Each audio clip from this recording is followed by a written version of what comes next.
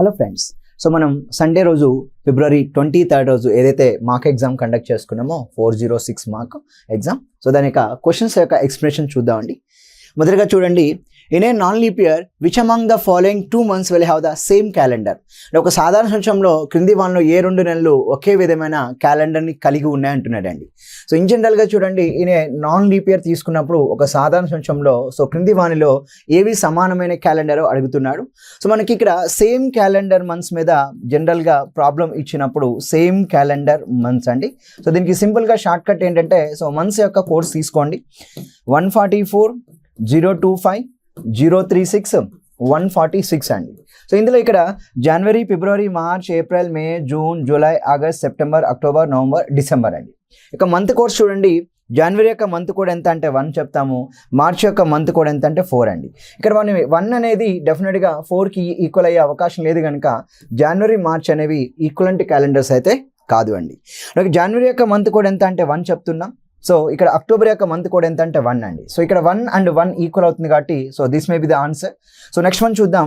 జనవరి యొక్క month code 1, so July యొక్క month code 0 అండి. సో 1 అనేది 0కి ఈక్వల్ అయ్యే అవకాశం లేదు కనుక సో థర్డ్ ఆప్షన్ కూడా wrong answer. Next one, March వచ్చేసరికి 4 ఉంటుంది, జూన్ వచ్చేసరికి 5 ఉంటుంది. సో ఇక్కడ మనకి 4 అనేది 5కి ఈక్వల్ అయ్యే అవకాశం లేదు కాబట్టి మార్చి, జూన్ అనేవి సేమ్ క్యాలెండర్ మంత్స్ కాదండి. సో జనవరి, జూలై కూడా సేమ్ క్యాలెండర్ మంత్స్ కాదు ఒక నాన్ లీప్ ఇయర్లో. సో జనవరి, మార్చ్ కూడా కాదు. కానీ ఈ యొక్క ప్రశ్నకి మన answer so January and October has same calendars in any non leap year అండి. అని మనం ఒక నాన్ లీప్ ఇయర్ తీసుకున్నప్పుడు ఇన్ జనరల్గా మనం గుర్తుంచుకోవాల్సిన విషయం ఏంటంటే, సో సేమ్ క్యాలెండర్ మంత్స్ ఏమి ఉండడానికి అవకాశం ఉంది. సో ఎప్పుడు కూడా గుర్తుంచుకోండి, జనవరి మంత్ అనేది ఇక్కడ అక్టోబర్ మంత్కి ఈక్వలెంట్ క్యాలెండర్ అని చెప్తాము ఒక నాన్ లీప్ ఇయర్లో. సో నెక్స్ట్ వన్ వచ్చేసరికి ఇక్కడ ఫిబ్రవరి మంత్ అనేది నవంబర్ మంత్కి ఈక్వలెంట్ ఉంటుంది, నవంబర్ అనేది మార్చ్ మంత్కి కూడా ఈక్వల్ ఉంటుందని చెప్తామండి. నెక్స్ట్ వన్ వచ్చి April month and July month కూడా equivalent calendar. So next one వచ్చి సో సెప్టెంబర్ అండ్ డిసెంబర్ కూడా ఇక్కడ ఈక్వలెంట్ క్యాలెండర్ మంత్. సో ఇచ్చినటువంటి ఆప్షన్స్ ప్రకారం అయితే ఓన్లీ జనవరి, అక్టోబర్ 1 మాత్రమే మనకి ఇచ్చాడండి. సో సమానమైన నెలలు జత. So answer will be choice 1 అండి. సో నెక్స్ట్ క్వశ్చన్ చూడండి, question number 2. If the first as well as the last day of any year is Monday, then which day of the week was 12th July of that year అండి. అంటే ఒక calendar సంవత్సరంలో ప్రారంభ రోజు మరియు చివరి రోజు సోమవారం అయితే అదే సంవత్సరంలో జూలై 12వ తారీఖు ఏ వారం అవుతుంది అన్నాడు. ఎప్పుడు కూడా ఒక క్యాలెండర్ సంవత్సరంలో first day of the week and last day of the week and equal అంటే ఎప్పుడు అవుతాయంటే అది నాన్ లీప్ ఇయర్ అయినప్పుడు మాత్రమే అవుతుంది. కనుక మనకి హింట్ ఏం చెప్తున్నాడంటే the given year must be a non leap year అని చెప్తూ ఉన్నారు. ఎందుకు నాన్ లీప్ ఇయర్ అని చెప్తూ ఉన్నారంటే ఇక్కడ first day and last day అనేది సో సోమవారం అవుతుందని చెప్తూ ఉన్నాడు. అంతే అండి, ప్రారంభ రోజు మరియు చివరి రోజు సోమవారం అంటున్నాడు. అయితే అదే సంవత్సరంలో జూలై 12వ తారీఖు ఏ వారం అవుతుంది అన్నాడు. సో ఇప్పుడు ప్రారంభ రోజు చివరి రోజు సోమవారం అంటున్నాడు కాబట్టి సింపుల్గా మనం ఇక్కడ జనవరి 1 తీసుకుందామండి. మరి నాన్ లీప్ ఇయర్ అంటున్నాడు కాబట్టి మనకి తెలిసిన ఏదో ఒక నాన్ లీప్ ఇయర్ తీసుకోవచ్చు 2025. ఇఫ్ జనవరి 2021 అంటే ఇక్కడ జనవరి 1, 2025 అనేది లెట్ us assume మండే అయితే సో ఏమంటున్నాడు జూలై 12th అంటున్నాడు. So July 12th same year అండి. So July 12th 2025. ఓకే, అంటే ఒరిజినల్గా అయితే జనవరి 1, 2025 మండే కాదండి. సో వాడు ఇచ్చిన దాని ప్రకారం నేను తీసుకుంటాను కనుక ఇక్కడ సేమ్ క్యాలెండర్ ఇయర్ ఉండేటట్టుగా తీసుకోగలిగితే డెఫినెట్గా మన యొక్క ఆన్సర్ అనేది సరైన సమాధానం వస్తుంది. మరి జనవరి 1, 2025 మండే అయితే జూలై 12th 2025 ఏ వారం అవుతుందని చెప్పి మనం కనుక్కోగలిగితే అదే ఈ యొక్క ప్రశ్నకి సరైన సమాధానం అవుతుంది. సో 2 డిఫరెంట్ డేట్స్ ఇచ్చినప్పుడు డే ఆఫ్ ద వీక్ ఎలా కనుక్కోవాలని కాన్సెప్ట్ మీరు నేర్చుకోగలిగితే ఇలాంటి ప్రశ్న మీరు చాలా ఈజీగా చెప్పగలరు. ఇక్కడ డౌట్ ఏంటంటే చాలామంది ఇయర్ నెంబర్ ఇవ్వలేదు కదా, ఏది తీసుకోవాలి. ఇప్పుడు హింట్ నాన్ లీప్ ఇయర్ అని చెప్తున్నాడు, సాధారణ సంవత్సరం అని చెప్తూ ఉన్నాడు కాబట్టి మనం ఎనీ నాన్ లీప్ ఇయర్ తీసుకోండి, will get the correct answer. So first ఇక్కడ 2025 తీసుకున్నా చూడండి. ఫస్ట్ మంత్ దీనికి 8 days కౌంట్ చేద్దాం. డేట్ వచ్చి 1 అండి, January month code is 1, now century code is 6 and year number will be last 2 digits are 25. Now divide 25 with 4, 4 6 are 24 అండి. So 6 leap years. Now 25 plus 6 31, 31 plus 6 37, 38 plus 1 39 అండి. So total value 39. Now divide 39 with 7. 7 5s are 35. Now odd days are 4 odd days. So ఎప్పుడైతే మనకి examiner మనకి ఇక్కడ 4 odd days ఇచ్చాడో the day will be Monday అంటున్నారు కనుక ఇక్కడ మనం 4 odd daysని మండేకి ఈక్వల్ చేయడానికి ప్రయత్నిద్దాం. ఇప్పుడు చూడండి, జూలై 12th 2025కి 8 daysని కౌంట్ చేద్దాం. డేట్ వచ్చి 12, July month code is 0, century code is 6 and year number last 2 is 25. Now the leap years are 6 only. Right. So జాగ్రత్తగా చూడండి ఇక్కడ 25 6 31, 31 plus 6 37, 37 plus 2 39 plus 10 అండి. So total value 49. So 49 means 49/7 అండి. So 49/7 means very simple, 7 7s are 49 అండి. So odd days will be 0 odd days. ఎప్పుడైతే friends మీకు ఇక్కడ 0 odd days వచ్చిందో చూడండి, 4 ఆడ్ డేస్ అంటే మండే అంటున్నాడు. మరి ఇప్పుడు 4 ఆడ్ డేస్ అనేది డెఫినెట్గా మనకి మండే అయినప్పుడు 3 ఆడ్ డేస్ ఏమవుతుంది, నెక్స్ట్ 2 ఆడ్ డేస్ ఏమవడానికి అవకాశం ఉంది, 1 ఆడ్ డే ఏమవడానికి అవకాశం ఉంది, అండ్ 0 ఆడ్ డేస్ ఏమవడానికి అవకాశం ఉందో మనం ఇక్కడ చెక్ చేసుకోవాలి. సో 4 ఆడ్ డేస్ అనేది మనకి ఇక్కడ మండే అంటున్నాడు కాబట్టి సో ఇక్కడ 3 ఆడ్ డేస్ ఏమవుతుందంటే సండే అవుతుంది, 2 ఆడ్ డేస్ అనేది సాటర్డే అవుతుంది, నా 1 ఆడ్ డే అనేది ఫ్రైడే అవుతుంది కనుక సో 0 ఆడ్ డేస్ అంటే that day will be Thursday is the correct answer. కనుక ఈ యొక్క ప్రశ్నకి మనం సో జూలై 12th అదే సంవత్సరంలో ఏ వారం అవుతుందంటే గురువారం అండి, థర్స్డే అవుతుందని చెప్పి మనం చెప్పుకోవచ్చు. సో నెక్స్ట్ క్వశ్చన్ చూద్దాం. Third question, for how many times the minute hand of a clock coincide with the hour hand from 2 p.m. on the second of a month to 1 a.m. on 5th of the month అండి. So ఇక్కడ మనకి number of hours span తీసుకోగలిగితే మనం minute hand coincide అవ్వడం అంటున్నాడు అండి. So friends మీరు ఎప్పుడు కూడా గుర్తుంచుకోవాలి, 2 హ్యాండ్స్ కోయిన్సైడ్ అవ్వడం ఎవ్రీ 1 అవర్కి ఇన్ జనరల్గా అయితే 1 టైం జరుగుతూ ఉంటుంది. ఎవ్రీ 1 అవర్కి 1 టైం అండి. మరి ఇక్కడ ఎవ్రీ 12 అవర్స్కి ఎన్ని టైమ్స్ అన్నప్పుడు ఇన్ జనరల్గా 11 టైమ్స్ అని చెప్తూ ఉంటాం. మరి ఇప్పుడు ఎవ్రీ 24 అవర్స్ కాబట్టి ఎవ్రీ 24 అవర్స్కి ఇక్కడ 22 టైమ్స్ అని చెప్పి మనం ఇక్కడ మాట్లాడుకోవాలి. సో 12 అవర్స్ అండ్ 24 అవర్స్ అంటే 1 డే తీసుకోవాలి. అంటే ఎవ్రీ 1 డేకి 2 హ్యాండ్స్ కోయిన్సైడ్ అవ్వడం ఎన్ని టైమ్స్ అంటుంటే 22 టైమ్స్ అండి. మరి ఇక్కడ ఎంత గ్యాప్ ఉన్నదో చూద్దాం. సెకండ్ హాఫ్ ఏ మంత్ 2 PM నుంచి అండి, first 1 AM 5th of the same month అంటున్నాడు. ఒకసారి చూడండి, సెకండ్ డేట్ నుంచి మనం ఇక్కడ ఇన్ జనరల్గా చూస్తే మనకి ఇక్కడ సెకండ్ హాఫ్ ఏ మంత్ అండి. సెకండ్ హాఫ్ ఏ మంత్లో మనం 2 PM నుంచి so third half month 2 PM వరకు మనకి ఎన్ని డేస్ అంటే సో సింపుల్గా 24 అవర్స్ అని చెప్తూ ఉంటాం. నెక్స్ట్ అదేవిధంగా థర్డ్ డేట్ 2 PM నుంచి సో ఫోర్త్ డేట్ 2 PM వరకు మరలా ఎన్ని అవర్స్ అంటే 24 అవర్స్గా మనం ఇక్కడ మాట్లాడుకోవాలి. రైట్, ఓవరాల్గా ఇక్కడ చూడండి. మరి నెక్స్ట్ ఏమన్నాడు, 4th 2 PM నుంచి నెక్స్ట్ మంత్ 1 AM 5th డేట్కి వెళ్ళామన్నాడు. సో 1 AM 5th డేట్ వరకు. ఒకసారి చూడండి, 2 PM నుంచి 2 AM అంటే 12 అవర్స్ అని చెప్పుకోవచ్చు. కానీ ఇక్కడ 2 PM నుంచి 11 AM కాబట్టి ఇట్ విల్ బి ఓన్లీ 11 అవర్స్గా మనకి ఇక్కడ చెప్పుకోవచ్చు అండి. రైట్, ఓవరాల్గా చూడండి ఇక్కడ ఎవ్రీ 24 అవర్స్కి ఇక్కడ 24 టైమ్స్ అని చెప్తాం. ఓకే, 22 టైమ్స్ అండి. సో కోయిన్సైడ్ అవ్వడం. సో నెక్స్ట్ ఎవ్రీ 24 అవర్స్కి 22 టైమ్స్ అవుతుంది. మరి ఇప్పుడు 11 అవర్స్ అన్నప్పుడు ఇక్కడ డెఫినెట్గా చెప్పుకోవాల్సింది ఏంటంటే సో ఇన్ బిట్వీన్ 11 AM అండి. సో 11 AMకి అదేవిధంగా 1 PMకి మధ్య సో 2 అవర్స్ స్పాన్ ఉంటుంది. కానీ ఇక్కడ తీటా 0 degrees రావడం అనేది 1 టైం మిస్ అవుతుందండి. 1 టైం ఈజ్ మిస్సింగ్. కనుక ఇక్కడ 1 టైం మిస్ అవుతుంది కాబట్టి ఈ యొక్క స్పాన్లో 2 PM to 1 AM మధ్యలో డెఫినెట్గా మనకి 11 PM to so 11 PM to మనకి 1 AM వచ్చే అవకాశం ఉంది. కనుక 11 అవర్స్లో ఎన్ని టైమ్స్ అంటే 10 టైమ్స్ అండి. ఓవరాల్గా 22 ప్లస్ 10 ఎంత అంటే మనం సింపుల్గా 54 టైమ్స్ అనేది ఆన్సర్గా ఇక్కడ మనం చెప్పుకోవచ్చు. కానీ ఈ యొక్క ప్రశ్నకి ఆన్సర్ ఎంత అంటే థర్డ్ ఆప్షన్ 54 టైమ్స్ అనేది ఆన్సర్గా మనం ఇక్కడ తీసుకోవచ్చు. కనుక ఇక్కడ క్లాక్స్లో మనకి ఇక్కడ నెంబర్ ఆఫ్ టైమ్స్ మీద సో కోయిన్సైడ్ అవ్వడం number of times, so perpendicular with each other and opposite directions మీద నెంబర్ ఆఫ్ టైమ్స్ మీద కాన్సెప్ట్ నేర్చుకోగలిగితే ఇలాంటి ప్రశ్న మీరు ఈజీగా సాల్వ్ చేయగలుగుతారండి. నెక్స్ట్ క్వశ్చన్ చూడండి, 4వ ప్రశ్న. How many degrees does the hour hand lag behind when compared to the minute hand in a span of 8 minutes అండి. అంటే సింపుల్గా చెప్పాలంటే ఒక 8 నిమిషాల వ్యవధిలో నిమిషాల ముళ్ళు అంటే గంటల ముళ్ళు కంటే ఎంత ఎక్కువ యాంగిల్ తిరుగుతుందని చెప్పుకోమంటున్నాడు. ఇలాంటి వాటిని మనం ఇక్కడ రిలేటివ్ స్పీడ్ అనే కాన్సెప్ట్ మీద ఇక్కడ క్వశ్చన్ ఇచ్చినట్టు అండి. Relative speed. సో మనందరికీ తెలిసిన విషయం అంటే మినిట్ హ్యాండ్ అనేది సో అవర్ హ్యాండ్ కంటే సో ప్రతి నిమిషానికి అంటే 1 మినిట్కి ఎన్ని డిగ్రీలు లాగ్ ఉంటుందంటే సో ఇన్ జనరల్గా 5.5 degrees అండి. So this is nothing but relative speed అని చెప్తూ ఉంటాం. మినిట్ హ్యాండ్ అవర్ హ్యాండ్ మధ్య డిఫరెన్స్ ఏంటంటే 5.5 degrees కాబట్టి ఇక్కడ మనకి అడుగుతుంది ఏంటంటే మినిట్ హ్యాండ్ అవర్ హ్యాండ్ మనకి సింపుల్గా 2 minutesలో ఎన్ని డిగ్రీస్ అంటే సో 11 degrees. అంటే అవర్ హ్యాండ్ మినిట్ హ్యాండ్ కంటే ల్యాగ్ బిహైండ్ అనేది ఇక్కడ ఎవ్రీ 2 minutesకి 11 degrees అండి. మరి వాడు అడుగుతున్న ఎగ్జామినర్ అడుగుతుంది ఏంటంటే 8 minutes అని చెప్పి అడుగుతూ ఉన్నారు. మరి 8 minutesకి ఎంత? సో 2 minutesకి 11 degrees అంటే 8 minutes అన్నప్పుడు సో ఇక్కడ 2 అనేది 8 అవ్వాలంటే ఇంటూ 4 అండి. సో దీన్ని కూడా మనం ఇక్కడ ఇంటూ 4 చేసామనుకోండి ఆన్సర్ ఎంత వస్తుందంటే 44 degrees అండి. అంటే ఇక్కడ question how many degrees the hour hand lag behind when compare to the minute hand in a span of 8 minutes అంటే how many degrees behind sir? 44 degrees గా చెప్పాలి. ఈ యొక్క ప్రశ్నకి ఆన్సర్ మనం 4th ఆప్షన్ డి అనేది సరైన సమాధానంగా తీసుకోవచ్చు. సో నెక్స్ట్ క్వశ్చన్ చూద్దాం. 5వ ప్రశ్న. 3 clocks C1, C2, C3 show the correct time at 3 am. Clock C1 uniformly losses 4.5 minutes in an hour. Clock C2 uniformly losses 1.5 minutes in an hour. And clock C3 uniformly gains 2.5 minutes in an hour. At 11 am on the same day, by how much time will C1 and C2, C2 and C3, C1 and C3 differ respectively? Right అండి. So 3 clocks ఉన్నాయని చెప్తూ ఉన్నాడు. So 3 clocksని ఎన్ని గంటలకు set చేశారంటే 3 am. ఇదేమో clock 1 అండి. So next one వచ్చేసరికి ఇది clock 2 3 amకి సరైన సమయం సెట్ చేశారు. మళ్ళీ clock 3 వచ్చి ఇది కూడా 3 amకి సెట్ చేశారు. అయితే ఇది ఇక్కడ నుంచి ఇక్కడికి మనకి 11 am అని చెప్తూ ఉన్నాడు. So 11 am. సో ఇది ఇక్కడ నుంచి ఇక్కడికి 11 am అండి. అంటే ఎన్ని అవర్స్ గ్యాప్ అంటే సో ఒక 8 hours గ్యాప్గా మనకి ఇక్కడ మాట్లాడుకోవచ్చు 11 am.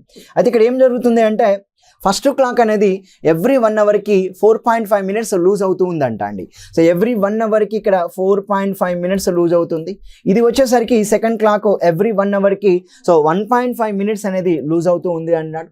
Next one C3 uniformly gains 2.5 minutes అండి. అంటే ఇవేమో లూజ్ అవుతూ ఉంటే ఇక్కడ ఇది ఎవ్రీ 1 అవర్కి ఏమవుతుందంటే 2.5 minutes అనేది గెయిన్ అవుతా వెళ్తూ ఉంది. అంటే ఇక్కడ C1 3 am నుంచి 11 am అంటే టోటల్గా గ్యాప్ వచ్చి 8 hours స్పాన్ అండి. 8 hours గ్యాప్. మరి 1 అవర్కి 4.5 minutes అంటే ఇక్కడ 8 hoursకి ఎంత అవుతుంది? 8 hours అన్నప్పుడు 8 into 4.5 అండి. 8 into 4.5 అంటే 8 4 32 8 5 4 సో 36 minutes అండి. ఈ 36 minutes అనేది లూజ్ అవుతుందని చెప్తూ ఉన్నాం. ఎవ్రీ 1 అవర్కి 1.5 అంటే 8 hours స్పాన్లో 8 into 1.5 ఇక్కడ సో సింపుల్గా చెప్పాలంటే ఒక 12 minutes అనేది లూజ్ అవుతుందని చెప్పి మనం మాట్లాడుకోవచ్చు.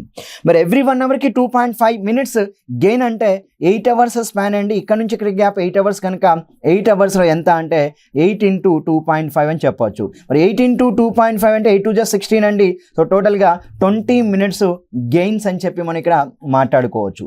అంటే ఫస్ట్ క్లాక్ వచ్చి 36 minutes లూజ్ అండి. సెకండ్ వన్ వచ్చి 12 minutes లూజ్. థర్డ్ వన్ వచ్చి సో 20 minutes గెయిన్ అవుతుంది. అయితే క్వశ్చన్ ఏమన్నాడంటే అదే రోజు ఉదయం 11 గంటలకు వరుసగా C1 C2 C2 C3 C1 C3ల మధ్య గల సమయ వ్యత్యాసం ఎంత అన్నాడు. సో ఫస్ట్ వన్ వచ్చి C1 and C2 అండి. తర్వాత వచ్చి C2 and C3 అన్నారు. సో నెక్స్ట్ వన్ వచ్చేసరికి సో C1 and C3 అండి. సో C1 and C3గా చెప్పాలి. రైట్ ఫ్రెండ్స్, ఎప్పుడు కూడా గుర్తుంచుకోండి, ఒకటి లూజ్ ఒకటి గెయిన్ అంటే ప్లస్ చేయాలి, 2 లూజ్ 2 గెయిన్ అంటే మైనస్ చేయాలి. ఇక్కడ C1 C2 అంటే 36 minutes and 12 minutes అండి. సో డెఫినెట్గా మనం ఇక్కడ తీసుకోవాల్సింది ఏంటంటే 36 minus 12 అండి, 24 minutes తీసుకోవాలి. మరి C2 C3 ఏమో 12 minutes లాస్, ఇక్కడ ఇది 20 minutes గెయిన్ అండి. ఒకటి లాస్ ఒకటి గెయిన్ అంటే ప్లస్ చేయాలి. 12 + 20 అండి. సో 12 + 20 ఎంత అంటే సో సింపుల్గా మనం ఇక్కడ 32 minutesగా చెప్పాలి. మరి C1 C3 అండి. C1 వచ్చి 36 minutes గెయిన్ లాస్ అన్నాడు. ఇది వచ్చి 20 minutes గెయిన్ అండి. సో 36 + 20 చేయాలి. మరి ఇప్పుడు 36 + 20 చేసామంటే ఇక్కడ 56 minutes అనేది గ్యాప్ ఉంటుంది. అంటే వాడు క్వశ్చన్ ఏమడుతున్నా అంటే C1 C2కి C2 C3కి C1 C3కి మధ్య ఉన్న సమయ వ్యత్యాసం ఎంత అన్నాడు. 24 minutes 32 minutes 56 minutes అండి. ఇక్కడ ఈ యొక్క ప్రశ్నకి ఆన్సర్ ఏం చెప్పాలి అంటే 24 minutes 32 minutes and 56 minutes అండి. సో ఒకటి లాస్ ఒకటి గెయిన్ అయితే ప్లస్ చేయాలి, 2 గెయిన్ అయినా 2 లూజ్ అయినా మనం మైనస్ చేసుకుంటూ ఉంటాం. కాబట్టి ఇక్కడ మనం మధ్యలో ఇక్కడ సో C2 C3 ఒకటి లాస్ ఒకటి గెయిన్ అండి. సో C1 C3 ఒకటి లూజ్ ఒకటి గెయిన్ కనుక ప్లస్ చేసా, ఇక్కడ 2 కూడా లూజ్ అవుతున్నాయి కనుక 36 - 12 24 minutes అండి. అంటే ఇక్కడ C1 C2కి 24 minutes వ్యత్యాసం ఉంటుంది, C2 C3కి 32 minutes వ్యత్యాసం, C1 C3కి 56 minutes వ్యత్యాసం ఉంటుందని చెప్పి మనం ఇక్కడ మాట్లాడుకోవచ్చు అండి. సో నెక్స్ట్ క్వశ్చన్ చూద్దాం. 6వ ప్రశ్న. Which of the following expressions is definitely true if the given expressions a less than L and k greater than b are definitely false అండి. ఇవి డెఫినెట్గా ఫాల్స్ అయితే ఏది నిజం అవుతుందో చెప్పమన్నాడు. అంటే ఇవి రెండు డెఫినెట్గా మనకి ఏం కావాలంటే ఫాల్స్ అవ్వాలండి. So A less than L and K greater than equal to B false అవ్వాలి అంటున్నాడు. ఇప్పుడు A less than L and K greater than equal to B false అవ్వాలి అంటే సో ఒక్కసారి చూడండి. సో ఇక్కడ మనకి దీని నుంచి మనకి అర్థమవుతుంది ఏంటంటే ఇక్కడ ఏ ఉందండి, ఇక్కడ ఎల్ ఉంది, మధ్యలో లెస్ దెన్ ఉంది కనుక ఇక్కడ ఏ లెస్ దెన్ ఎల్ అనేది సో ట్రూ అవుతుందని చెప్పుకోవచ్చు. కాబట్టి డెఫినెట్గా మన ఆన్సర్ అయితే చాయిస్ 1 అయ్యే అవకాశం లేదు. మరి ఇక్కడ ఒక్కసారి చూద్దాం. ఇక్కడ K is equal to L అవుతుంది కాబట్టి ఇక్కడ ఏ లెస్ దెన్ ఎల్ అనేది సో తప్పకుండా ఇక్కడ ఫాల్స్ అవుతుంది. కానీ ఇంకొకటి ఏముంది, K greater than equal to B ఉండాలంట. మరి ఇక్కడ చూడండి K greater than equal to B అనేది ఇక్కడ కూడా ఒక్కసారి మనం చెక్ చేసుకోగలిగితే ఇక్కడ ఒక్కసారి చూడండి మనకి ఇచ్చినటువంటి ఇవన్నీ కూడా అసత్యం అవ్వాలంటున్నాడండి, అసత్యం అవ్వాలంటున్నాడు. కానీ ఇక్కడ so K equal to L అవుతుంది. కానీ ఇక్కడ మీరు కొంచెం జాగ్రత్తగా చూడగలిగితే ఇక్కడ B less than equal to అండి ఈక్వల్ టు కే కాబట్టి ఇక్కడ B less than equal to K అవుద్ది. అప్పుడు K greater than equal to B అండి. So K greater than equal to B true అవుతుంది కాబట్టి ఇది కూడా మన అవకాశం లేదండి. ఎందుకంటే మనకి A less than L true అవుతుంది. సో కానీ ఇక్కడ ఏ లెస్ దెన్ ఎల్ డెఫినెట్గా అసత్యం అవ్వాలన్నాడు. Next one K greater than equal to B true అవుతుంది కానీ ఇది అసత్యం అవ్వాలంటున్నాడు కనుక first option and last option eliminate చేశానండి. థర్డ్ ఆప్షన్ కూడా ఒక్కసారి చూద్దాం. థర్డ్ ఆప్షన్లో మీకు చూడండి ఏ లెస్ దెన్ ఎల్ అండి, ఏ లెస్ దెన్ ఎల్. కానీ ఇక్కడ ఏమవుతుంది అంటే so A less than L కదా, ఇక్కడ మరి ఏమవుతుంది అంటే సో సింపుల్గా మనకి ఏ లెస్ దెన్ ఎల్ అండి. So A less than L అనేది ఇక్కడ కూడా ట్రూ అవుతుందని చెప్పుకోవచ్చు అండి. కాబట్టి ఆన్సర్ అయితే థర్డ్ ఆప్షన్ కూడా అయ్యే అవకాశం లేదు. కాబట్టి ఇక్కడ A less than L true అవుతుంది. సో థర్డ్ ఆప్షన్లో A less than L true అవుతుంది. ఫోర్త్ ఆప్షన్లో K greater than equal to D true అవుతుంది. కనుక ఇవి డెఫినెట్గా ఇక్కడ మనకి అసత్యం అవ్వాలి అంటున్నాడు కాబట్టి ఇవన్నీ ట్రూ అవుతున్నాయి కనుక ఆన్సర్ ఏం చెప్పొచ్చు అంటే second option is the correct answer అండి. Next question, 7th question. Right. So if into means minus, minus means division, division means plus, and plus means into, then which of the following is correct అంటున్నాడు. అంటే first మనకి ఇక్కడ మధ్యలో equal to ఉందండి. So left hand సైడ్ది right hand సైడ్ది equal అవ్వాలి. మరి ఆపరేషన్స్ కూడా మనం మార్చాలి కాబట్టి సో డివిజన్ ప్లేస్లో మనం ఏం పెట్టాలి అంటే ప్లస్ పెట్టాలండి. నెక్స్ట్ వన్ సో మైనస్ ప్లేస్లో ఏం పెట్టాలంటే డివిజన్ తీసుకోవాలి. నెక్స్ట్ వన్ ప్లస్ ప్లేస్లో ఓకే ప్లస్ ప్లేస్లో ఎంత అంటే ఇంటూ తీసుకోవాలి. డివిజన్ ప్లేస్లో ఎంత అంటే ప్లస్ తీసుకోవాలి. అంటే ఓవరాల్గా ఇక్కడ చూడండి 16 + 8 అండ్ 8 డివిజన్ 4 అండి. మరి ఈక్వల్ టు అంటున్నాడు 6 × 8 అండ్ 8 + 2 అండి. రైట్ ఇక్కడ చూడండి 6 8 48, 48 + 2 ఎంత అంటే 50. మరి ఇక్కడ 8/4 to 6.18 అండి. అంటే డెఫినెట్గా 18 నాట్ ఈక్వల్ టు 50 కాబట్టి మనం మొదటి ఆప్షన్ అయితే రాంగ్ ఆన్సర్గా తీసుకోవచ్చు. సో సెకండ్ ఆప్షన్ చూద్దామండి. మరి సెకండ్ ఆప్షన్ ఏమొస్తుంది అనేది చూద్దాం. సో 14 అన్నాడు, 14 మైనస్ స్టాండ్స్ ఫర్ డివిజన్ కనుక ఎక్స్ప్రెషన్ కన్వర్ట్ చేస్తున్నాను. 14/2 నా ఇంటూ అంటున్నాడు. ఇంటూ అంటే మైనస్ కనుక 6 గ్రేటర్ దాన్ 19. డివిజన్ అంటే ప్లస్ అండి, నా ప్లస్ అంటే ఇంటూ చేయాలి. కాబట్టి ఓవరాల్గా ఇక్కడ 14/2 7, 7 - 6 గ్రేటర్ దాన్ 2 3 = 6 అండి 25. అంటే ఇక్కడ మనకి డెఫినెట్గా 1 గ్రేటర్ దాన్ 25 అంటున్నాడు. So this will be false అండి. సో డెఫినెట్లీ ట్రూ అవ్వాలి. Which of the following is correct అంటున్నాడు. ఫాల్స్ వస్తుంది కనుక ఆప్షన్ 2 కూడా మన ఆన్సర్ అయ్యే అవకాశం అయితే లేదండి. సో ఇప్పుడు మనం ఒక్కసారి మనం ఆప్షన్ 3 చూద్దాం. ఆప్షన్ 3 మనకి ఏమి వస్తుందో చూద్దామండి. ఆప్షన్ 3 చూడండి 16+ అన్నాడు. అంటే మనకి ఇచ్చినది రాద్దాం. 16 + 3 డివిజన్ 7 నా గ్రేటర్ దాన్ 18 -9 × 4 అండి. నా ప్లస్ అన్నప్పుడు ఇక్కడ మనకి సింపుల్గా చూడండి ప్లస్ అంటే ఇంటూ అండి. సో 16 × 3 నా division stands for plus and greater than 18, minus stands for division 9. Now into stands for minus and ఓవరాల్గా చూడండి 16 3 = 48, 48 + 7 అండి గ్రేటర్ దాన్ 18/9 2 అండి 2 - 4 అంటే డెఫినెట్గా 48 7 ఎంత అంటే 55, 55 ఈజ్ గ్రేటర్ దాన్ -4. సో డెఫినెట్గా ఇది ట్రూ అవుతుందండి. Which of the following is correct అంటున్నాడు కాబట్టి మనకి ఆన్సర్ ఏం చెప్పాలి అంటే option 3 is the correct answer. కనుక ఆప్షన్ 4 కూడా రైట్ అయ్యే అవకాశం లేదు. Answer 3 is the correct answer. So ఇది మ్యాథమెటికల్ ఆపరేషన్స్ అనే క్వశ్చన్ అండి. గణిత పరిక్రియల నుంచి మనకి ప్రశ్న ఇవ్వబడింది. రైట్ నౌ నెక్స్ట్ క్వశ్చన్ చూద్దాం. 8th question. Statements given sir and some 2 conclusions are given. So only conclusion 1 follows, only conclusion 2 follow, either 1 or 2 follow, both 1 and 2 follow అన్నాడు. సో ఫ్రెండ్స్ మీరు ఒక్కసారి కొంచెం జాగ్రత్తగా మీరు ఇక్కడ తీసుకోగలిగితే ఇక్కడ చూడండి మనకి ఇచ్చిన కంక్లూజన్స్ ఏంటంటే P greater than or equal to R and next one second one M less than or equal to S అండి. ఫస్ట్ వన్ ఒక్కసారి చూడండి S greater than or equal to P equal to K and greater than or equal to D ఇచ్చాడు. So next one వచ్చేసరికి మనకి ఇక్కడ D greater than or equal to M and equal to R. First మనం పీకి ఆర్కి మధ్య relation రాబట్టాలండి. మరి పీకి ఆర్కి మధ్య రిలేషన్ రాబట్టాలంటే ఇక్కడ నుంచి ఒక్కసారి చూడండి, ఇది D greater than are equal to R ఉంది.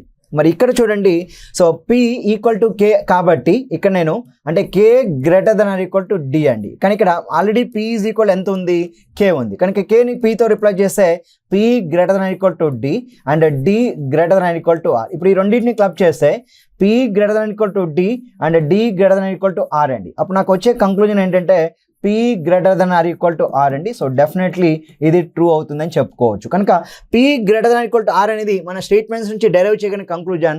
మనకి కంక్లూజన్లో మొదటిది ఇచ్చాడు కాబట్టి ఇది ట్రూ అవుతుందండి. అంటే డెఫినెట్గా కంక్లూజన్ 1 ఫాలోస్. మరి సెకండ్ వన్ చెక్ చేద్దాం. M less than equal to S అంటున్నాడు. మరి ఇప్పుడు M less than equal to S కావాలి అంటే ఇక్కడ డి ఉందండి. D greater than equal to M ఉంది. ఒకసారి చూడండి, D greater than equal to M ఉంది. నెక్స్ట్ వన్ వచ్చేసరికి ఇక్కడ కూడా డి ఉందండి, ఇక్కడ కూడా డి. కానీ మనకు కావాల్సింది ఎంకి ఎస్కి మధ్య రిలేషన్ కాబట్టి ఒక్కసారి చూడండి, ఇక్కడ S greater than equal to P equal to K greater than కాబట్టి ఇక్కడ మనం S greater than are equal to D అయితే చెప్పొచ్చు అండి. S greater than equal to D. ఇప్పుడు ఈ రెండింటిని క్లబ్ చేద్దాం. S greater than are equal to D and D greater than equal to M అంటే final conclusion S greater than are equal to M అండి.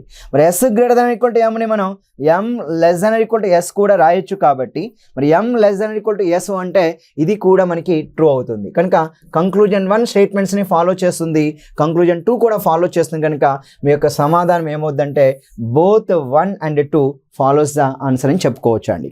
Right, now next question చూద్దాం. 9th one.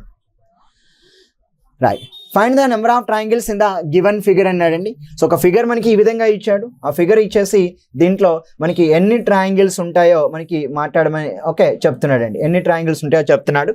Right, ఒకసారి చూద్దాం. ఇక్కడ మనం సింపుల్గా చెప్పాలి అంటే ఇక్కడ చూడండి, ఈ విధంగా మనకి డయాగ్రామ్ ఇచ్చాడు. ఓకేనా, సో డయాగ్రామ్ అనేది ఈ విధంగా ఉంది. సో ఒకసారి మనం నెంబర్ వేద్దాం. 1 2 3 4 5 6 7 8 9 10 11 12. సో ప్రతి నెంబర్ కూడా ఇక్కడ నాకు 1 ఫిగర్ ఎన్ని వచ్చాయంటే సో 12 ట్రయాంగిల్స్ వచ్చాయని చెప్పుకోవచ్చు అండి. సో 12 ట్రయాంగిల్స్ అనేవి నాకు 1 నెంబర్తో వస్తున్నాయి. మరి 2 నెంబర్స్ ఏమైనా వస్తున్నాయా ఒకసారి చూద్దాం. 2 నెంబర్స్ మనకి ఎన్ని ట్రయాంగిల్స్ వస్తున్నాయి అనేది ఒక్కసారి రాసుకుందాం అండి. 2 నెంబర్ ఇక్కడ చూడండి, 1 and 2 డెఫినెట్గా ట్రయాంగిల్స్ అవుతాయండి. కాబట్టి ఇక్కడ నేను రాస్తున్నాను 1, 2 is a triangle. Next one 12, 11 also triangle. So ఇలా చూసినప్పుడు 1, 12 also triangle and 2, 11 also triangle అండి. ఇక్కడ నుంచి కూడా 4 తయారవుతాయి. చూడండి, ఇక్కడ 5, 6 ట్రయాంగిల్ అండ్ 8, 7 ట్రయాంగిల్. నా 5, 8 ట్రయాంగిల్ అండ్ 6, 7 ట్రయాంగిల్. అంటే ఇక్కడ 2 నెంబర్స్ మనకి ఒక 4 అయితే తయారు చేయగలిగామండి 2 నెంబర్స్తో. కాబట్టి ఇక్కడ 2 నెంబర్స్ మనకి ఇక్కడ 8 ట్రయాంగిల్స్ వస్తున్నాయి. మరి ఇప్పుడు 3 నెంబర్స్ ఏమైనా ట్రయాంగిల్ వస్తాయా అంటే సో 3 నెంబర్స్ ఏమైనా ట్రయాంగిల్స్ వస్తాయంటే మనం ఇక్కడ సింపుల్గా మాట్లాడుకోవాల్సింది 3 నెంబర్స్ కుదరదండి. బట్ ఇక్కడ ఈ విధంగా తీసుకోండి. సో ఇది ఒక ట్రయాంగిల్గా మనం ఇక్కడ మాట్లాడుకోవచ్చు. ఓకే, నెక్స్ట్ ఇది ఒక ట్రయాంగిల్గా అయితే మనం చెప్పుకోవచ్చు. నెక్స్ట్ ఇవన్నీ కలిపి ఒక ట్రయాంగిల్గా అయితే మనం మాట్లాడుకోవచ్చు. అంటే ఈ విధంగా మనకి ఎన్ని వచ్చినాయి అంటే 4 వస్తున్నాయి. నా నెక్స్ట్ ఇంకా ఏమైనా ట్రయాంగిల్స్ ఉన్నాయనేది ఒక్కసారి మనం చూసుకోగలిగితే సో 3 నెంబర్స్ మనకి ట్రయాంగిల్స్ తయారవుతున్నాయండి. మరి 3 నెంబర్స్ ఎన్ని ట్రయాంగిల్స్ వస్తున్నాయి అంటే 4, 5, 6 ఉంది, 7, 8, 9 ఉంది, 12, 11, 10 ఉంది, 1, 2, 3. అంటే ఇక్కడ మనకి 1, 2, 3 అనేది ఒక ట్రయాంగిల్ అండి. నా 4, 5, 6 అనేది ఒక ట్రయాంగిల్. నా నెక్స్ట్ వన్ 7, 8, 9 అనేది ఒక ట్రయాంగిల్. నా 10, 11, 12 అనేది కూడా మరొక ట్రయాంగిల్. అంటే ఈ విధంగా మనకి ఎన్ని ట్రయాంగిల్స్ వచ్చాయంటే ఒక 4 ట్రయాంగిల్స్ మరలా ఎక్స్ట్రా వచ్చాయని చెప్పుకోవచ్చు. మరి 4 ట్రయాంగిల్స్ వచ్చినాయి. నెక్స్ట్ వన్ చూడండి, 6 నెంబర్స్ మనకి ట్రయాంగిల్స్ వస్తాయంటే ఒక్కసారి చూద్దాం. సో 1, 2, 3, 4, 5, 6 అండి, ఇది ఒక ట్రయాంగిల్. 1, 2, 3, 4, 5, 6 అనేది ఒక ట్రయాంగిల్గా తీసుకోవచ్చు. నెక్స్ట్ వన్ 7, 8, 9, 10, 11 and 12 అండి, ఇది ఒక ట్రయాంగిల్గా చెప్పవచ్చు. ఆ విధంగా తీసుకుంటే 1, 2, 3, 12, 11, 10 అండి. సో చూడండి, ఇక్కడ 1, 2, 3 అండ్ 10, 11, 12 అండి, ఇది కలిపి ఒక ట్రయాంగిల్.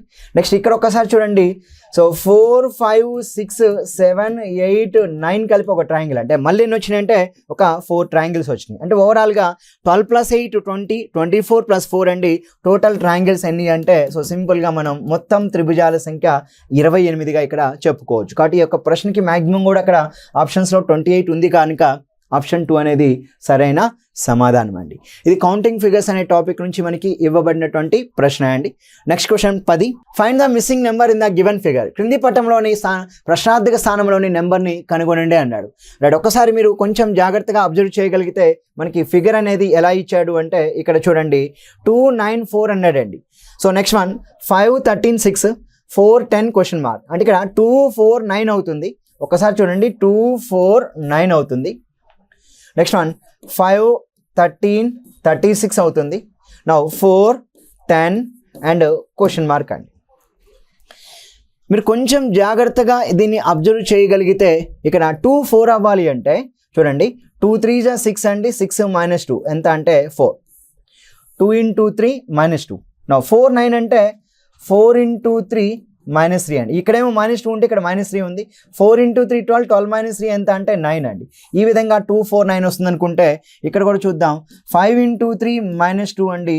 15 - 2 ఎంత అంటే 13. సో 13 వస్తుంది కదా, ఇక్కడ వస్తుంది. మరి ఇప్పుడు 13 కూడా 13 × 3 39 39 - 3 ఎంత అంటే 36 అండి. సో 36 సరిపోతుంది. కానీ ఇక్కడ 4 × 3 -2 అండి 10 వస్తుంది.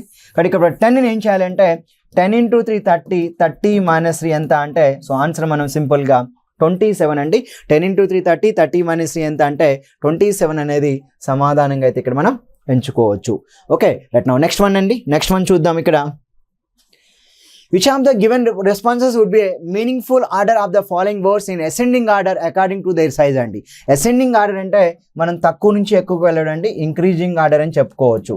ఓకేనా, ఇంక్రీజింగ్ ఆర్డర్. సో ఈ యొక్క కంప్యూటర్ లాంగ్వేజ్లో మనకున్నటువంటి సో ఈ యొక్క కంప్యూటర్ లాంగ్వేజ్ తీసుకుంటుందండి. సో ఇక్కడ byte, gigabyte, kilobyte, terabyte, megabyte అన్నాడు. ఇంక్రీజింగ్ ఆర్డర్ కాబట్టి డెఫినెట్గా నాకు ఫస్ట్ ఏం వస్తుందంటే థర్డ్ వన్ అండి, బైట్ వస్తుంది. ఫస్ట్ మనం ఇక్కడ ఉన్న దాని ప్రకారం అయితే బైట్ తీసుకోవచ్చు. తర్వాత ఇది అయిపోయింది కనుక నెక్స్ట్ వచ్చి కిలోబైట్ అండి. సో రోమన్ ఇంకా 5 వస్తుంది. సో కిలోబైట్ తీసుకోవచ్చు. దాని తర్వాత మెగాబైట్ అండి, రోమన్ ఇంకా 1 మెగాబైట్ వస్తుంది. సో తర్వాత టెరాబైట్, గిగాబైట్లో రోమన్ ఇంకా 4 ఉంది, మనకి ఇక్కడ గిగాబైట్ వస్తుంది. తర్వాత 5th వన్ మనకి ఇక్కడ అంటే ఇక్కడ సో సింపుల్గా సెకండ్ వన్ అండి టెరాబైట్గా వస్తుంది. కనుక ఆర్డర్ అనేది ఇంక్రీజింగ్ ఆర్డర్ కాబట్టి byte, kilobyte, megabyte, gigabyte and terabyte. So roman ఇంకా 3 5 1 4 2 అండి. So your answer will be choice 3 is the correct answer అండి. నా next question 12th question. In a class Charishma got 11th rank from the last and Anu got 7th rank from the first. Only Ramya is ranked between Charishma and Anu. Then what is the strength of the class అండి. So ఒక క్లాస్లో strength గురించి చెప్తున్నాడు. So ఇది beginning అండి, ఇది ending అండి. ఇందులో Charishma got 11th rank from the last అండి. సో లాస్ట్ నుంచి చరిష్మా ర్యాంక్ 11th అంటున్నాడు. ఇక్కడ చరిష్మా ఒకరు ఉంటారు కనుక యువతల 10 మంది ఉంటారండి. నెక్స్ట్ ఇంకేమన్నాడు and Anu got 7th rank from the first అంట. అండ్ అను యొక్క ర్యాంక్ ఎంత అంటే బిగినింగ్ నుంచి 7th ర్యాంకు, అంటే అనుకి యువతల 6 ఉంటారని చెప్పుకోవాలి. Next one only Ramya is ranked between Charishma and Anu అండి. సో చరిష్మాకి అండ్ అనుకి మధ్యలో ఎంతమంది ఉన్నారంటే రమ్య ఒక్కరే ఉన్నారంటున్నాడు. ఒకవేళ నేను బిగినింగ్ అను చరిష్మా లాస్ట్ అనుకుంటే ఇలా తీసుకుంటే అను రమ్య అండ్ చరిష్మా తీసుకుంటే సో 6 1 1 1 9 9 + 10 ఎంత అంటే టోటల్ వచ్చి 19 స్టూడెంట్స్గా మనం ఇక్కడ మాట్లాడుకోవచ్చు. సో మనకేమి ఇన్ఫర్మేషన్ లేదండి అను ముందు తీసుకోవాలి చరిష్మా లాస్ట్ తీసుకోవాలని.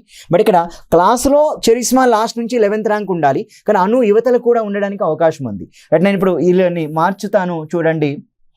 చరిష్మా, రమ్య అండ్ అను ఇలా తీసుకుందామండి. అప్పుడు ఒక్కొక్కరే ఉన్నారు, ఎందుకంటే రమ్య డెఫినెట్గా వాళ్ళిద్దరికి మధ్యలో ఒక్కరే ఉంటారు. కానీ చరిష్మా ర్యాంక్ లాస్ట్ నుంచి 11th ర్యాంక్ కనుక చరిష్మా ఇక్కడ ఒకరు ఉన్నారంటే యువతల 10 ఉండాలి. ఆల్రెడీ ఇద్దరు వచ్చారు కనుక ఇక్కడ ఎంతమంది అంటే 8 అండి. 8 + 1 9 9 + 1 10 10 + 1 11 అండి. చరిష్మా లాస్ట్ నుంచి 11th ర్యాంక్ అన్నారు, బట్ అను 7th ర్యాంక్ అండి. సో అను 7th ర్యాంక్ ఉండాలంటే అను ఇక్కడ ఉన్నారు, యువతల 6 మెంబర్స్ అంటే అను యొక్క ర్యాంకు ఇక్కడ 4 1 5 6 7 అండి. ఇప్పుడు క్లాస్ స్ట్రెంగ్త్ ఎంత అంటే 4 + 8 12 12 + 3 అండి. సో 15 స్టూడెంట్స్ ఉంటారు. అండ్ ఇక్కడ మనకి 2 కేసెస్ అనేవి పాజిబుల్ అవుతున్నాయండి. ఒక కేసు ఏమో బిగిన్స్ విత్ అను అనమాట. సో అనుతో బిగిన్ చేసి ఇది కేస్ 1, నాకు ఇక్కడ టోటల్ స్టూడెంట్స్ వచ్చి 19 స్టూడెంట్స్ వచ్చారు. ఇప్పుడు నేను చరిష్మాతో బిగిన్ చేస్తే కేస్ 2గా తీసుకున్నాను కనుక అప్పుడు నాకు 15 మంది వస్తున్నారు. అంటే అనుతో బిగిన్ చేస్తే 19 స్టూడెంట్స్, చరిష్మాతో బిగిన్ చేస్తే 15 స్టూడెంట్స్ కాబట్టి నాకు ఇక్కడ 19 అనే ఆన్సర్ ఉందండి, 15 ఉంది కాబట్టి ఎగ్జాక్ట్లీ ఆన్సర్ కనుక్కోలేం కనుక కెనాట్ బి డిటర్మైన్డ్ అని సమాధానం చెప్పవచ్చు. లేదా దీనికి ఆన్సర్ ఏమొచ్చు అంటే ఎయిదర్ 19 ఆర్ 15 అని కూడా మనం చెప్పుకోవచ్చు అండి. సో ర్యాంకింగ్ టెస్ట్కి సంబంధించిన క్వశ్చన్ అండి ఇది. నెక్స్ట్ కొంచెం చూద్దాం 13th. సో 13th క్వశ్చన్ నుంచి మనకి 17th క్వశ్చన్ వరకు మనకి ఏమి ఇచ్చాడంటే డేటా ఇంటర్ప్రిటేషన్ టాబులర్ ఫామ్ మీద ఇచ్చాడండి. చూడండి 13 నుంచి 17 వరకు గల ప్రశ్నలు దిగువ ఇవ్వబడిన పట్టికలో ఒక గ్రామం నందు పండించిన 5 రకాల వరి ధాన్యములు ABCDల వివరాలు 2005 నుంచి 2009 సంవత్సరం వరకు ఇవ్వబడినవి. అంటే ఇక్కడ 2005 సంవత్సరం నుంచి 2009 వరకు సో ABCD అంటే ఇక్కడ ఏమని చెప్తున్నాడంటే 5 రకాల వరి ధాన్యాలు అంటే అవన్నీ కూడా టన్నుల్లో ఉన్నాయని చెప్తున్నాడు. సో అంటే ఇక్కడ 2005లో ఏ వరి ధాన్యం 20 టన్నులు ఉంది, బి వరి ధాన్యం 25, ఆ విధంగా మొత్తం టోటల్ ఎంత అంటే 2005లో 90 టన్నులు ఉందని చెప్పుకోవాలి. మరి 2006లో 100 టన్నులు ఉంది, 2007లో 90 టన్నులు ఉంది, 2008లో 130 టన్నులు, 2009లో మొత్తం 5 వరి ధాన్యాలు కలిపి 120 టన్నుల్లో ఉన్నాయని చెప్పుకుంటున్నాం అండి. సో ఫస్ట్ క్వశ్చన్ ఏమడుగుతున్నారు చూడండి, in which year is the percentage increase in the production of paddy the greatest అంట. ఏ సంవత్సరంలో సో ప్యాడీ యొక్క అంటే వరి ధాన్యాల యొక్క దిగుబడి అనేది మనకి అత్యధిక శాతంగా ఉందో చెప్పుకోవాలండి. మొదటి ఆప్షన్ మనకి 2006 ఇచ్చాడు. ఎప్పుడైతే మనకి ఇక్కడ 2006 అని అన్నాడో మనం కంపేర్ చేయాల్సింది 2005తో కంపేర్ చేయాలండి. ఒకసారి చూడండి 2006లో మనకి టోటల్ ఎంత ఉందంటే 100 ఉంది, 2005లో 90 ఉంది. అంటే ఇక్కడ 2005లో 90 టన్నులు ఉంటే 2006లో 100 టన్నులు ఉంది అంటే ఎంత ఇంక్రీజ్ అవుతుంది అంటే టోటల్గా ఇక్కడ 10 ఇంక్రీజ్ అవుతుంది. దేని మీద ఇంక్రీజ్ అవుతుంది 90 మీద ఇంటూ 100 అండి. రైట్ ఫ్రెండ్స్, మీరు కొంచెం జాగ్రత్తగా చూస్తే 0కి 0 కట్ 1/9 అండి. 1/9 అంటే ఎప్పుడు కూడా మన యొక్క పర్సంటేజ్ 11.11%. అంటే మన యొక్క ఫస్ట్ ఆప్షన్ ఏమొచ్చింది అంటే 11.11% వచ్చింది. సో అత్యధికం అన్నాడు కాబట్టి మనం 2009, 2008, 2007 కూడా చేయాల్సిన అవసరం అయితే ఉంటుంది. 2009 చూద్దాం. 2009లో నాకు ఎంత ఉందంటే 120 ఉంది, ఇక్కడ 130 అంటే ఇది తగ్గుతుంది కాబట్టి సో పెరుగుదల శాతం అంటే ఇక్కడ ఏ సంవత్సరంలో ధాన్యం దిగుబడి శాతం అత్యధికం అంటున్నాడు కాబట్టి సో 2009 ఆన్సర్ అయ్యే అవకాశం అయితే మనకి లేదండి. నెక్స్ట్ మనం 2008 చూద్దాం. 2008లో మనం కంపేర్ చేయాల్సింది 2007తో. సో 90 ఉంటే ఇది 130 అయిందండి. మరి ఇప్పుడు 90 130 అవుతుంది. చూడండి ఇక్కడ 2007లో 90 టన్నులు ఉంటే ఇక్కడ 2008లో ఎంత ఉంది అంటే మనకి 130 టన్ ఉందండి. సో ఇక్కడ 90 130 అవుతుందంటే ఎంత పెరిగిందంటే 40 పెరిగింది. సో దేని మీద అంటే 90 మీద పెరిగింది. 40/90 ఇంటూ 100%. సో మళ్ళా 0 కట్ 1/9 అంటే 11.11 అయినప్పుడు 4/9 ఏమవుద్దంటే 44.44% అండి. కానీ ఇక్కడ 2008 కూడా మనకి ఏమొస్తుంది అంటే 44.44% వస్తుంది. కాబట్టి ఇక్కడ మనం 2007 చూద్దాం. 2007లో 190 ఏంటంటే తగ్గింది కాబట్టి ఇది కూడా ఆన్సర్ అవ్వదండి. ఉన్న వాటిలో అత్యధికం అంటే 2006లో 11.11%, కానీ 2008లో 44.44% కాబట్టి మన యొక్క ఆన్సర్ ఏం చెప్పవచ్చు అంటే 2008లో దాని యొక్క ధాన్యం యొక్క దిగుబడి శాతం అనేది అత్యధికంగా ఉందండి. థర్డ్ ఆప్షన్ 2008 సమాధానంగా ఇక్కడ ఎంచుకోవాలి. నెక్స్ట్ క్వశ్చన్ చూద్దాం. For which type of paddy is the percentage increase in the production the greatest from 2007 to 2008 అండి. అంటే ఇక్కడ 2007 నుంచి 2008కి పెరిగిన వాటిలో ఏ కంపెనీ యొక్క అంటే సో ప్యాడీ యొక్క దిగుబడి ఎక్కువగా ఉన్నదో చెప్పమంటాడండి. ఎక్కువగా ఉంది దిగుబడి శాతం అండి. ఏ చూస్తే 2007లో 14 ఉంటే 2008లో 16 ఉంది. సో 14-16 అవుతుంది అంటే 14కి 16కి మధ్య difference numerator by comparison 14 into 100% అండి. ఇది 2 అవుద్ది. 2/14 అంటే 1/7, 1/7 ఇంటూ 100% అండి. సో 1/7 ఇంటూ 100 అంటే 14.28% అండి. కనుక మన యొక్క ఫస్ట్ ఆప్షన్ 14.28 అండి. ఏ వస్తుంది, ఏ కంపెనీ. ఇప్పుడు మనం బి చేద్దాం. బి కంపెనీ చేసినప్పుడు ఇక్కడ సో 22-30 అవుతుంది అంటే డెఫినెట్గా ఎంత పెరిగిందంటే 8 పెరిగింది. దేని మీద 22 మీద ఇంటూ 100%. నా ఇక్కడ చూడండి 2 4 times 2 11 times అండి ఇంటూ 100%. ఇక్కడ 2 4 times నా 11 times. మరి 1/11 అంటే 9.09 కనుక 4/11 అంటే 4 9 जा 36, 4 9 जा 36 అండి. సో 36.66% అంటే ఇక్కడ బి కంపెనీ మనకి 36.36% వచ్చిందండి. మరి ఏ కంపెనీ వచ్చి 14.28 ఉంది. మరి ఒకసారి చూద్దాం సి కంపెనీ. చూడండి సి కంపెనీ వచ్చేసరికి మనకి ఇక్కడ సో 1628 అవుతుంది. అంటే 1628 అవ్వడం అంటే 12 పెరగడం, దేని మీద 16 మీద ఇంటూ 100% అండి. సో ఇదేమవుతుందంటే 4 3 times 4 4 time అంటే 3/4 ఇంటూ 100 అండి. సో 3/4 అంటే ఏమవుతుందంటే ఇక్కడ 75%గా చెప్పాలి. కాబట్టి ఇక్కడ 75% సి అండి, అత్యధికం ఉండే అవకాశం కనిపిస్తుంది. మరి డి చూద్దాం. డి చూస్తే మనకి ఇక్కడ 1832 అవుతుంది. మరి 1832 అవ్వాలంటే 14 పెరగటం, దేని మీద అంటే 18 మీద అండి. ఇది ఒకసారి చూద్దాం 100%. మరలా ఇదేమవుతుంది 2 7 time 2 9 time 1/9 అంటే 11 కనుక 11.11 కనుక 7 అంటే 7 time 77.77% అండి. సో అత్యధికం ఎక్కడ ఉంది అంటే సో 77.77% అనేది సో డి యొక్క కంపెనీ యొక్క అంటే డి యొక్క వరి ధాన్యం ఏదైతే ఉందో, డి రకం వరి ధాన్యం ఉందో దాంట్లో 2007లో 2008తో కంపేర్ చేస్తే మనకి ఇక్కడ ఓవరాల్గా అత్యధికంగా పెరిగింది. 14.28 36.36 75 అండ్ 77 అండి. అత్యధికం ఎక్కడ అన్నప్పుడు డి చెప్పాలి కనుక 4th ఆప్షన్ అనేది సమాధానంగా ఇక్కడ మనం ఎంచుకోవచ్చు. Right friends. So next question చూద్దాం. క్వశ్చన్ నెంబర్ 18 అండి, అంతేగా 15 sorry. In the year 2008, for which type of paddy is the production equal to the approximately 23% of the total production in that year అండి. So ABCD చూసుకుంటే ఇక్కడ ABC తీసుకుంటే తన total ప్రొడక్షన్లో అప్రాక్సిమేట్గా 23% రావాలంటున్నాడు. అది ఎందులో వస్తుందో ఒక్కసారి చెప్పమన్నాడండి. ఇక్కడ 100 ఉంది, అప్రాక్సిమేట్గా 23 ఎక్కడా లేదు. అంటే ఇక్కడ ఏ అనేది అంటే ఇక్కడ అప్రాక్సిమేట్గా ఏ అంటే మనం చూడండి ఇన్ 2008 అంటున్నాడు కాబట్టి 2008 అంటే ఇది ఒకటే చూడాలండి. టోటల్ ఎంత అంటే 130. సో 130లో ఒక్కసారి చూద్దాం 100% అంటే ఇక్కడ 138 ఓకే 130 టన్స్ అండి. దాంట్లో 10% అంటే 13 తీసుకోవాలి, మరలా 10% అంటే 13 తీసుకోవాలి. మరలా ఇందులో సో సింపుల్గా చెప్పాలి అంటే ఒక 3% తీసుకుందాం అండి. 3% అంటే ఇక్కడ మనం అంటే ఇక్కడ 1% అంటే మనకి 1.3 అండి. 3 అంటే సో 3.9% అంటే ఓవరాల్గా సో ఇక్కడ ఎంత వస్తుంది అంటే అప్రాక్సిమేట్గా మనకి ఇక్కడ 10 10 10 23% అండి. 23% అంటే 13 13 3 అంటే ఇక్కడ 29.9 టన్స్ అండి. సో ఒకసారి చూడండి.